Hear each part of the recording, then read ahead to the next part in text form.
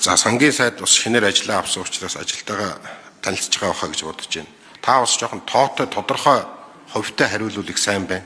Улс төрийн мэдээлэлээр хэдүүлээ энэ танхимд ярилцмааргүй байна. Энэ бол маш чухал хоёр төсөл. Энэ хоёр төслийн чухлыг бол бид мэдж байгаа. Яагаад энэ холимог санхүүжилтийн хэлбэрийг бид нэр сонгож болоогүй юм бэ гэж би асуугаад байгаа. Дотоодын бонд гаргаж болно. Энэ үндэсний баялагын санд байдаг хөгжлийн сангаа томоохон мега төсөл дээр эргэлтэнд оруулж болно. Төр хувийн хвшлийн түншлэлийг ашиглаж болно. Ингээ олон оролцогчтой болвол хяналттай болно. Ингээ олон оролцогчтой болох юм бол илүү хэмнэлттэй болно. Ил тод болно.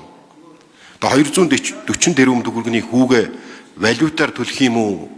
Яаж төлөх юм? Валютын ханшны эрсдэлд ямар нөлөө үзүүлэх юм бэ?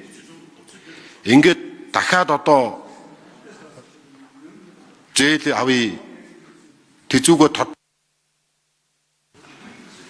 За, Минцаагаас хариулъя. Баатрын өвчин би нэг ажлаа мэдгүй байгаа асуудал багт бишээ. Би тань тоогоор нь хариулж байгаа. Газрын тосны үйлдвэр 467 сая доллараар нэмэгдсэн. Энд чинь 38%. Өмнө 1.2 их 80 байсан бол. Тийм ээ. 467 сая буюу 38. За ихэнх зээлүүд маань холимог хэлбэрээр явж байгаа. Таны асуугаад байгаа. Их усүр нь Монголын төлөв санхүүжилтийн тодорхой хувийг бид нар олон улсын зээлийн хэлцээрийн хүрээнд төлөөд явж байгаа. Монголын засгийн газар хэрэгцсэн бүх гадаад зээлийн төслөөр хариуцах нь 5%-аа 5-8% төлдөг хариуцдаг энэ төслөө бид нар холимог хэлбэрээр одоо хамтраад хэрэгжүүлээд явж байгаа. Тэр зээлийн эрсдэлээр бид нар таны яриад байгаа хүүгийн эрсдэл болон төсөв төртөх нэмэгдүүлэхгүй тулд энэ зээлүүдийг хугацаанд нь ашиглалтанд оруулна.